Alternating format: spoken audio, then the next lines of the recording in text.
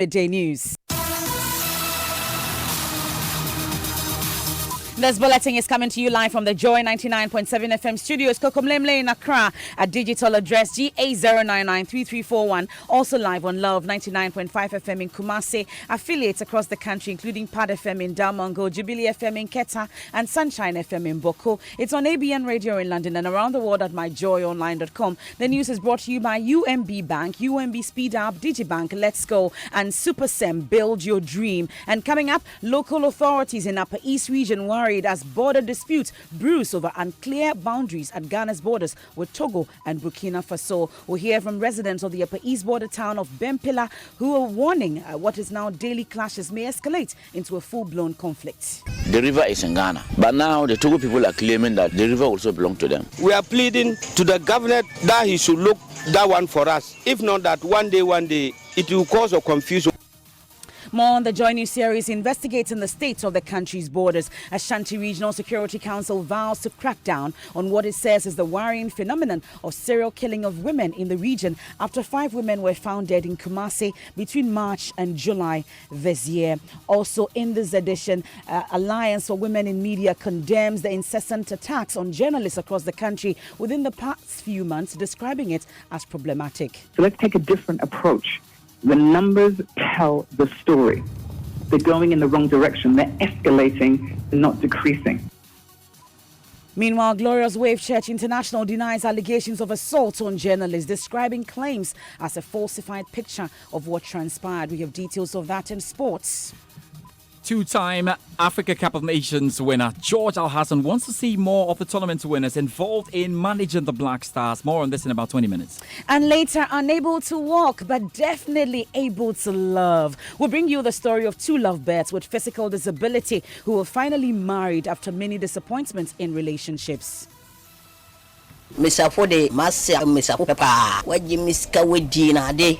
my wife, a lot of women disappointed me.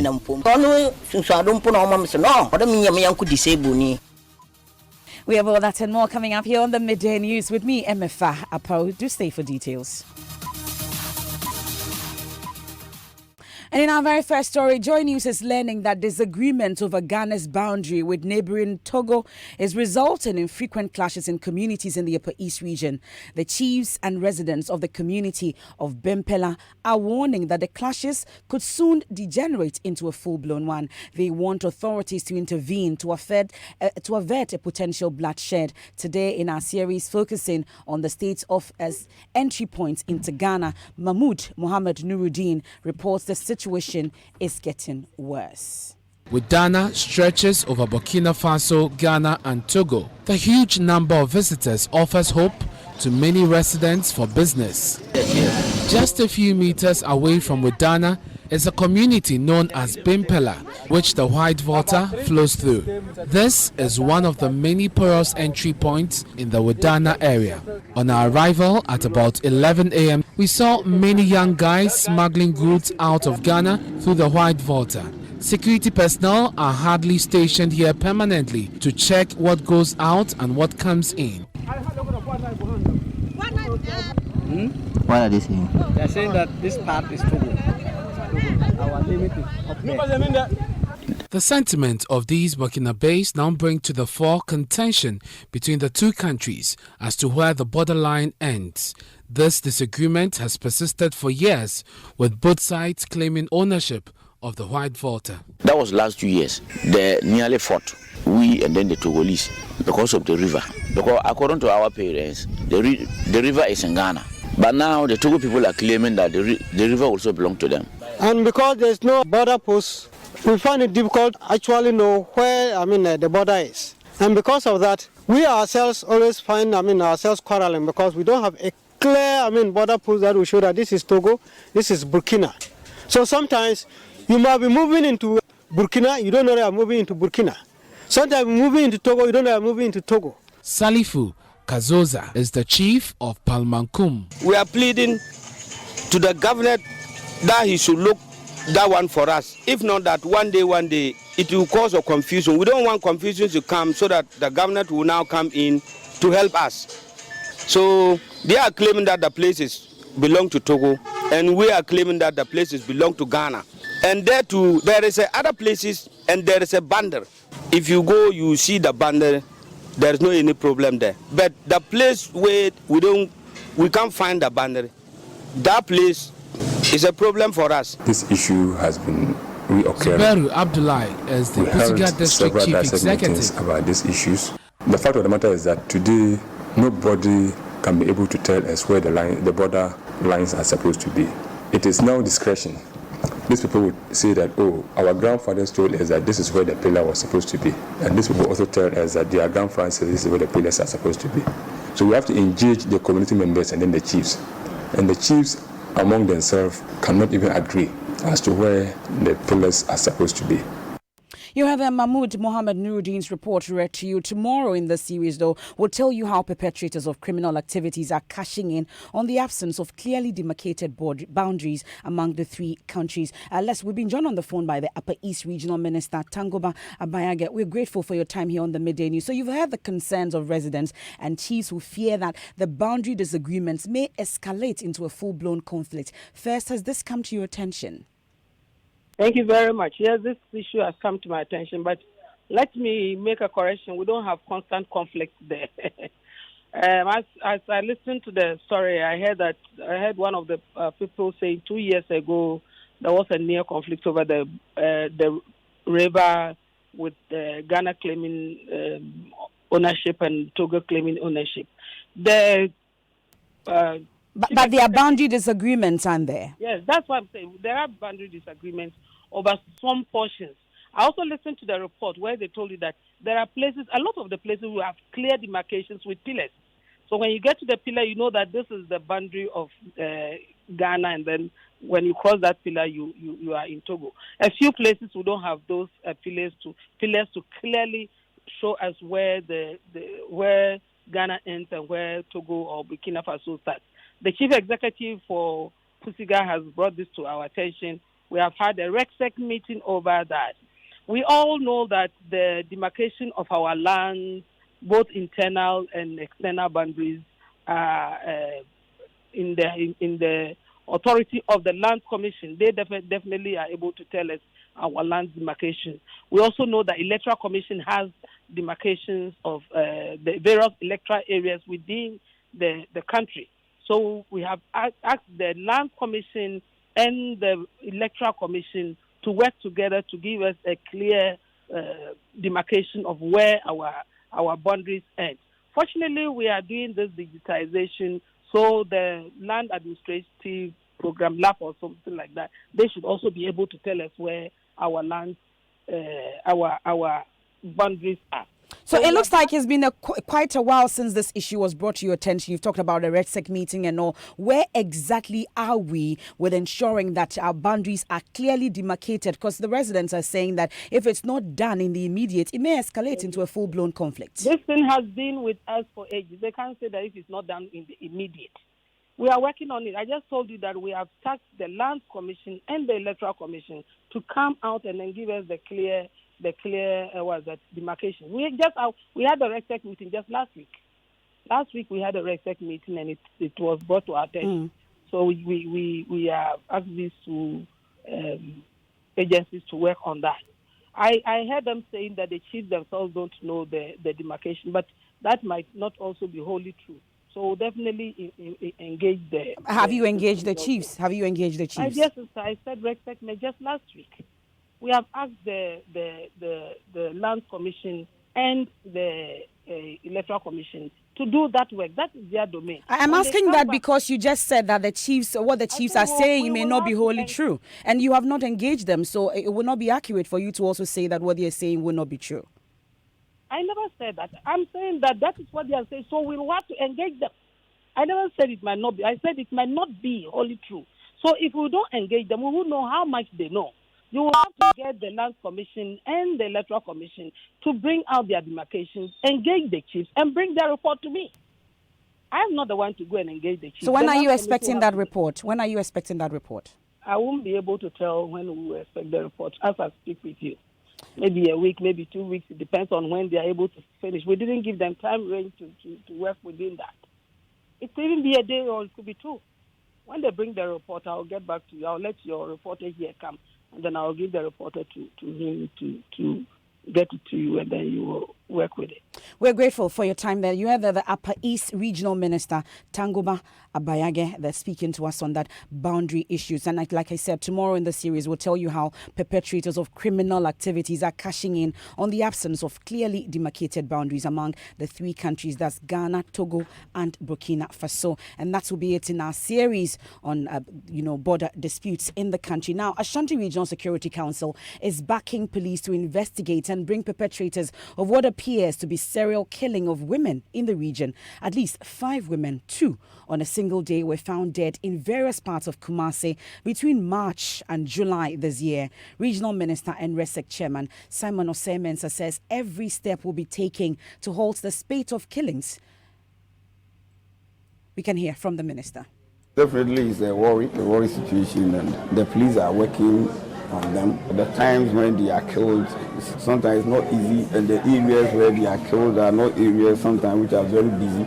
By the time you wake up the following morning, you hear that somebody has been killed, and the police will have to move to the scene, take some particulars and some documentation and try to investigate. We are praying that they can find the culprit, the criminals who were involved in these activities, such that they will be brought to them. It has not been easy, and as I've always said, I will not stand here and say that we can remove these things completely, 100% that you won't have crime. But we have to do our best to bring it down to the barest minimum, and that's what we are doing. But we continue with the investigation until those people are found out. You heard the Ashanti Regional Minister Simon Osei-Mensah. Now let's turn our attention on the continuing investigation of the case of the 3 kidnapped Takoradi girls. As you know, the police yesterday discovered a 4th set of human remains at Nkrofo new site in Takoradi. This comes after other human parts were discovered at Kansarodo last week. There have been concerns, particularly by the family members, that the police may compromise the results of the DNA test on the remains. Central Regional Correspondent Richard Kujonyako has been speaking with Head of Forensic Science at the University of Cape Coast, Dr. Richard Afuakwa. In DNA synthesis in the lab, we have what we call the oligonucleotides. These oligonucleotides are specific, which will then amplify only the human DNA from the soup of DNA you have. And then if you have a relative, amplify DNA from the relative. Then you can run a sequence analysis of both. For reassurance sake, after the work of the police is done, if the family still would want to doubt the police, there will be a second opinion. Another test would have to be run to confirm the results the police will bring out? Yes, they can always, for example, if indeed the police says that the tests they have done, there is a relation, then of course they have some sort of relation to the human remains, then they can ask for a second opinion. You heard the Head of Forensic Science at the University of Cape Coast, Dr. Richard Afuakwa. Let's go back to our earlier story where the Ashanti Regional Security Council is backing police to investigate and bring perpetrators of what appears to be serial killing of women in the region. We heard from the Regional Minister, but my colleague Ohiming Teria of our security desk joins us on the line with more on this. So Ohiming, this is very serious. If the Regional Security Council is describing it as serial killing of women in the region, have there been any updates on the investigations on these killings? Yes, MFR, the Regional Police Commander, DCOP Kwesi Mensah Duku says police have taken samples of semen picked from the crime scenes and then those of the suspects. And then they expect that they conduct DNA tests to ascertain the involvement of these suspects or otherwise. And the Regional Minister is assuring that the RESEC will back police whatever they need to unravel the circumstances behind the killing of these women. RESEC will do that. You have my colleague Ohiming Teria bringing us more details on that story. Now let's do some media freedom issues, because in 2020, both President Kofi Adams and his predecessor, President Mahama, would have occupied the highest office of the land for at least one term. They are likely to be the main contenders in the next election and would compete with their records on several fronts, including how media freedoms have fared under their watch. As we continue our media freedom campaign, my colleague Raymond Akwa has been examining the track records of the two governments when it comes to the protection and development of the media. Here's his report read to you by Fifi Kumsen. I, John Dramani Mahama, Vice President John Mahama took over from late President Mills with a lot of promise because of his often touted membership of the Inky fraternity. The media, in addition to its various other roles and responsibilities, also quite often serves as a messenger of the... Indeed, it was under him in 2014 that Ghana had its best World Press Freedom ranking published by Reporters Without Borders. A member of the multimedia group was Thursday assaulted by an official of the National Health Insurance Authority at Ablekuma here in Accra.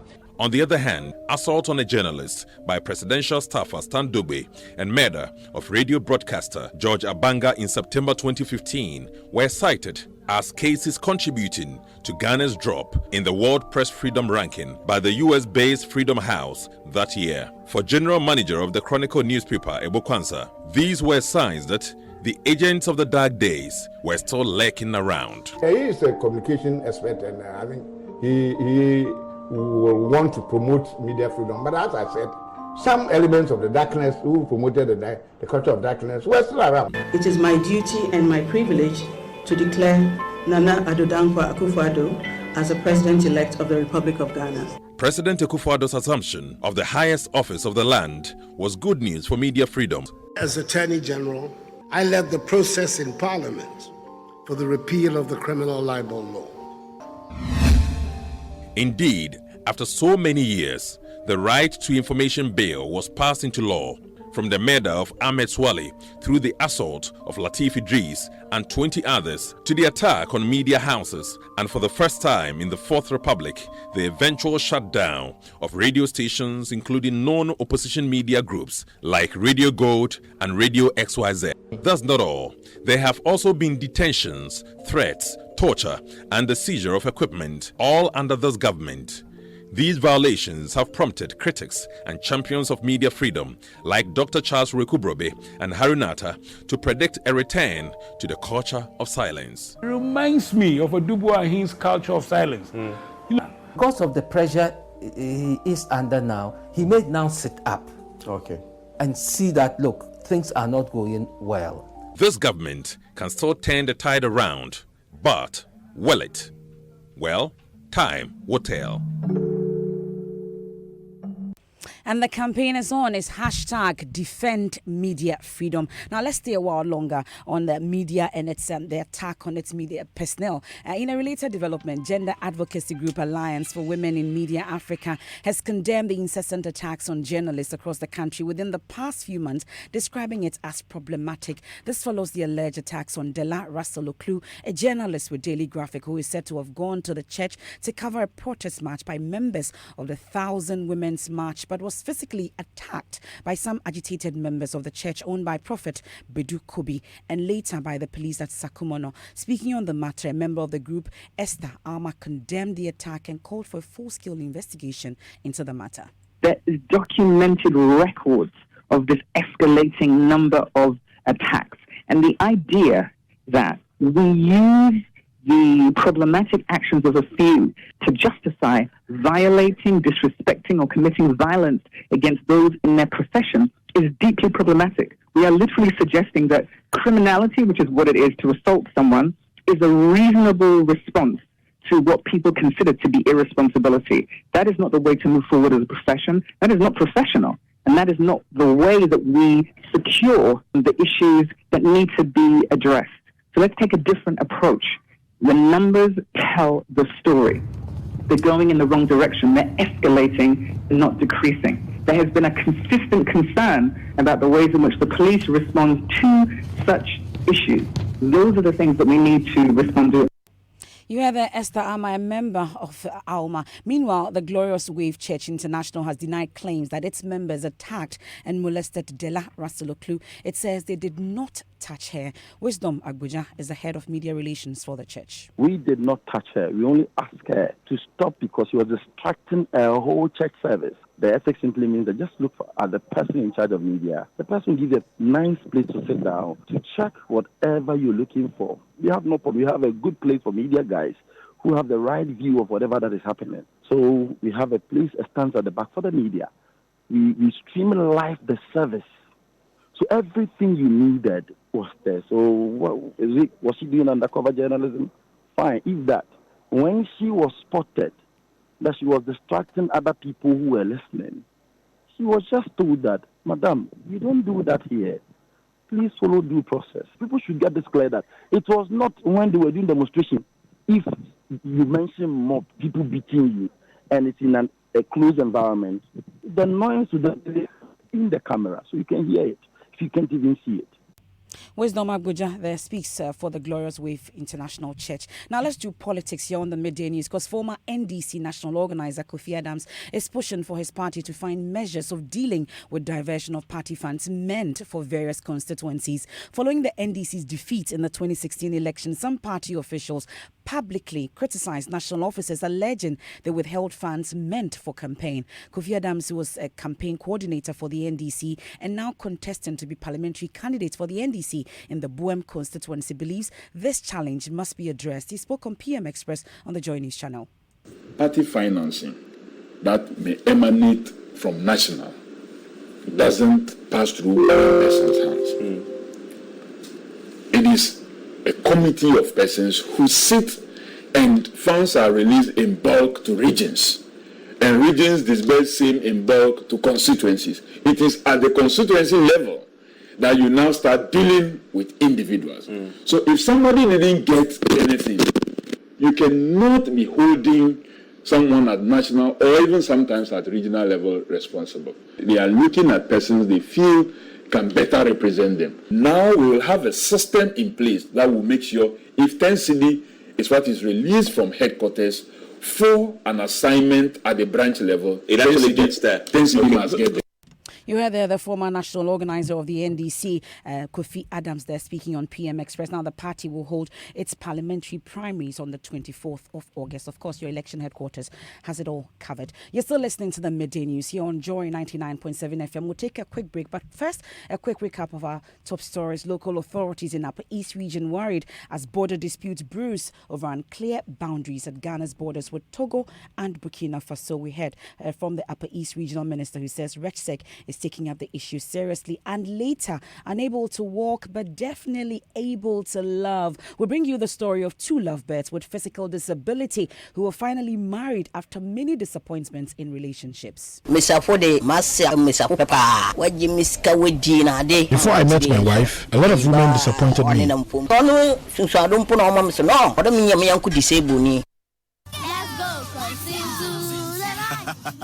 My name is Kwame Sefakai, and most of you know me as a media personality, but I am also a family man. The UMB mobile banking app, UMB Speed App, saves me so much time by letting me do almost all of my banking transactions on my phone. The cardless withdrawal feature allows me to withdraw cash from any UMB ATM without an ATM card. I can also pay bills, transfer money, request for a loan, invest money, and so much more. So now, I can spend less time at the bank and more time with the ones I love. Bank anywhere and anytime with a UMB mobile banking app, UMB Speed App, and get the time to do what you love most. Download the UMB Speed App from your Android, iOS, or Windows phone today. Call 0302-633-988 for more information. UMB Speed App, Digibank, let's go. Masa Ghana so we pay correct medicine pa e ye me kwesi super me ye super medicine ankasa because our job no enye better. They won't see how beautiful and high quality your work is. That be what them they use believe you. That be why me too. It be only super cement at the use. Cement mu cement papa. Inti me grind nyina from me kwesi super because me the super cement and DVD ra. Super cement is designed to ensure that your buildings stand strong for generations. Build with Supersem Cement. Build your dream. Build. Thanks for staying with the best. Let's do sports now. George Adu Jr. is here. Yeah, and before we are building up to the transfer countdown tomorrow, 3 p.m. to 6 p.m. on the Joy News channel, Multi TV, and also on Joy 99.7 FM. But let's do one story here in the country. And two-time winner of the Africa Cup of Nations, George Alassane, is unhappy about what he terms neglect of the tournament's winners by the Ghana FA over the years in the leadership roles. Now, Hassan, who won the AFCON in 1978 and 1982 with Ghana's Black Stars, wants to see more of the tournament's winners play roles in the technical direction of the national teams. Hassan also emerged goal king at the 1983 tournament with 4 goals, and he believes the retired national stars who won the tournament's most prized football silverware have something to offer. They have abandoned most of the AFCON winners. So any other country in the world will never do that. But Ghana, they have abandoned us because we have more experience that if we are in one of these national teams, we could use that experience to help them. When you say abandon, do you feel that you personally have not been acknowledged well enough? Not about the tokens we were given, because we have so many national teams, from 17 to national team. We'll keep tabs on that, and we're keeping tabs as well on the moves that are ongoing. Manchester United have ceased negotiations to bring Christian Eriksen to Old Trafford. That's an interesting one, because we know that Paulo Dybala wants to move to Tottenham Hotspur. If that one can happen, it will depend on this as well. Paul Pogba still could leave Manchester United. We'll keep tabs on all of that. See you tomorrow for more. Of course. Thank you very much, George Adu Jr., now journalist and founder of the African University College of Communication. Professor Kojo Yanka will today launch his 10th book titled From Jamestown to Jamestown. The book narrates through letters to an African child the painful struggles of black people to earn equality, justice and freedom from the slave dungeons in Ghana. That's Jamestown to Jamestown, Virginia, with hindsight of their proud hidden African civilization. Professor Yanka has been speaking to Joy News ahead of the launch. There had been a symposium at the University of Hampton, and they were talking about the arrival of the English colonists who came to settle in Jamestown. But those that were telling the story, these are American black professors, did not even know what happened on this side. So along the line, I asked this professor, do you know there's a Jamestown in Ghana? I said, no. Is there a Jamestown? I said, yeah, there is. I myself did not even know that Jamestown in Accra was also a slave post. You know, when I came back and hanging around Storian near Mate Fuel, kept telling the story of Jamestown, and I was taking notes. So I went back to Jamestown, Virginia, to do some more research. Over 100 books and more that I have researched into, and I want to share the information with as many people as possible. You heard the journalist and founder of the African University College of Communication, Professor Kojo Yanka, and later today he will launch that book From Jamestown to Jamestown. Now, they were never worried about their disability when they met. At first sight, they opened the doors of their hearts to love each other, perhaps till eternity. It's the story of Stephen and Agnes, who finally got married after many disappointments in relationships as persons unable to walk and have to crawl. Joy News' Henry Kwesibedu visited the couple, married for the past 5 years in the Western region, and brings you their love story. Brewed from the floor. Meet Stephen Kweku and Agnes Akings, 2 persons with disability happily married together and blessed with 4 children living in a single mud house with their children. I met her at a meeting for persons with disability. She refused my initial marriage proposal because of my condition. I convinced her that God will provide for us. Before tying the knot, both had their separate ordeals in relationships. Growing up, Agnes Akings says she always dreamt of being married one day. She tells me people hardly looked at her as a person, let alone as a lady or a potential date. Men never had affection for me. Those who did just took advantage of me. Agnes, who had been in a couple of relationships herself, recounts how she struggled after she gave birth with an able-bodied man. The man who impregnated me didn't take responsibility, and the burden was on my mom. Because of such experiences, spending the rest of her life with someone just like her tended to be an ideal decision. We saw each other secretly, and when my mother realized I was pregnant, she asked me to abort the baby. I refused. I loved Stephen. She thought he was incapable of taking care of the baby, but he didn't disappoint me. I had vowed to be with him. As a cobbler, Stephen goes through the pain of crawling 5 hours to and from his workplace. Although he took very good care of his partners in all his relationships, he was always left brokenhearted. Before I met my wife, a lot of women disappointed me. They were only interested in spending my money. Stephen says he has finally found the love of his life. I decided to marry someone who is also physically challenged. Their children are appreciative of their parents' efforts at taking care of them. I love my mom and dad because they take care of us. I love my parents. Love, they say, is in the eyes of a beholder, and finding the right person could be sometimes challenging for many. But for these lovebirds, until death do them part, they will live happily together. Henry Kwesibede's report for Joy News. You need to visit our Facebook page to see that beautiful love story. Love is indeed beautiful. What's trending on social media, Maps? Well, people are talking about the hashtag Bring Back Our Takrady Girls. And this one is from Ed Kojansa, who says, it is very sad and I hope the DNA doesn't prove to be the girls. Alfred Bedu says, can we please not politicize this issue? And Sheila Kwanchi says, may God strengthen these families, but the father must cooperate with the police.